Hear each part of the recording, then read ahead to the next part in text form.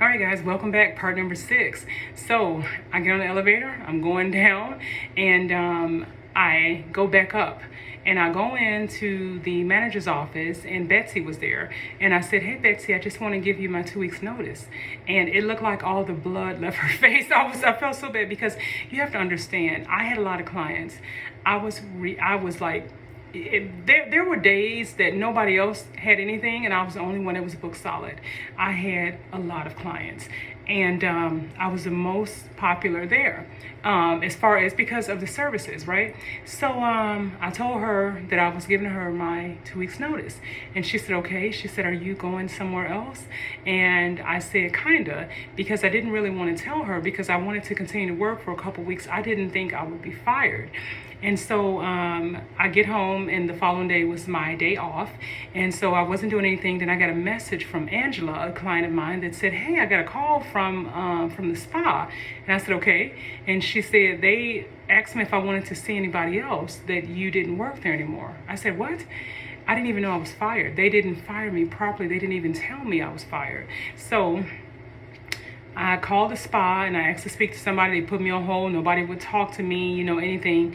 And so, long story short, they fired me without firing me. They didn't even tell me I was fired. Nobody would talk to me anymore. So I had to call corporate and have them to have, to send my license over. So at this point, I don't have a job. I had not planned this, nothing. I had just signed the lease. And so that following Monday, I had to go in and start working because I didn't have any more savings. I had nothing left because I didn't have those months to stack anything up. I used the money I had to buy supplies. Everything had come in. I set everything up. And so I had to take clients that Monday. And so my rent was due that following week. And it was like $780 or something for whatever rent. I think it was for the space or for my apartment, whatever it was. And I was like, Lord, I don't know what I'm going to do because I haven't marketed. I don't know what I'm doing.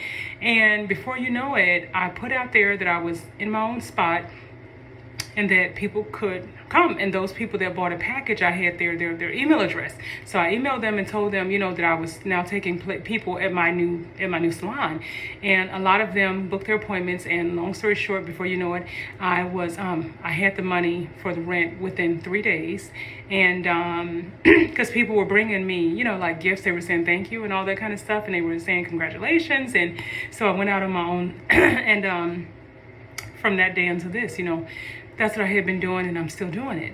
And so I didn't mean to drag this on, or it's just a lot of stuff happened, and I really wish I had done it the right way.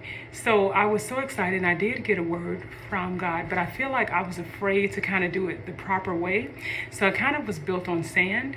So I didn't do the proper things as far as taxes were concerned and all that kind of stuff. And so in my book, I talk about that. I talk about how I got started, a little bit of the story that I'm telling you now. And so I just wanted to encourage you, because many times your story may not look like everybody else's. God will use circumstances to get you out of your comfort zone so that you can get into the best that He has for you. Don't be afraid to step out. Don't be afraid to step out. You cannot fail if God is on your side. And so I just wanted to make this series to kind of tell you about that, and to kind of tell you about my book, Reignite Your Vision, and my retreats. I do retreats now, and I do retreats every year. God had given me a vision for this back in 2020, and I found a video of me, talking about doing a retreat back in 2020.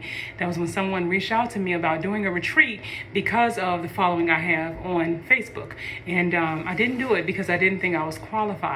But God brought it up again to me last year. And I did my first retreat last year, and it was a colossal success. It was about 30 or so women. This time it's going to be about 40 women, and each year it's going to get bigger and bigger. And this is to help you into your entrepreneurial or business calling, or to help you get your gifting out. And so this is what these retreats are. This is not just some standard hot dogs in the park, or whatever the case is, whatever retreat is. Because I have been to some retreats, and they're usually not good. They're usually centered around some other thing. My retreats are usually very intimate, and they're not speaker focused. They are person focused. And food, everything is all included. I try to do these things so that everyone will have a chance to come in fellowship and to get the best that God has for them. And the people that normally have come speaking, I have seen fruit in their own life, and they usually are moved of God, are used of God in a very mighty way. So this year, it's no different. If you're interested in a retreat, reach out to me. I have set up where you could do payment plans, or you could just pay it all out and just come on down and meet us in Waco, Texas. Thank you so much for listening to my story. And when I'm led, I will do another one. At this point, God is having me get out of my comfort zone and create a lot more content, a lot more videos, and to just talk to you all, because I enjoy talking. I am a talker. I'm a very vocal person. So that's about it. I wish you all the best. And if God is urging you to do anything, just go ahead and take the first step.